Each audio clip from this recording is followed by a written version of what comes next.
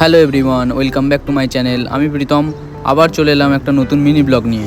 সকাল সকাল দুজন মিলে রেডি হয়ে বেরিয়ে পড়েছি এয়ারপোর্টের উদ্দেশ্যে, কারণ আজকের আমরা যাচ্ছি দুবাই।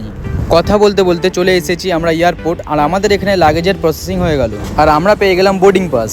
এখানে আমরা করে নিলাম টিফিন, আর আমাদের ফ্লাইট চলে এসেছে।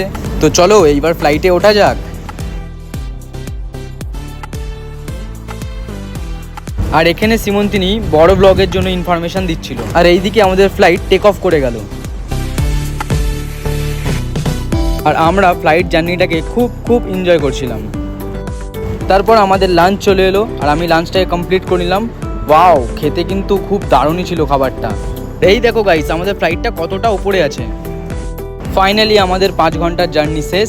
এবার আমাদের ফ্লাইট ল্যান্ড করছে, আর আমরা দুবাই পৌঁছে গেলাম। আজকের এই মিনি ব্লগটা এই পর্যন্ত। যদি ভালো লেগে থাকে অবশ্যই সাবস্ক্রাইব করে পাশে থাকো। চলো টাটা।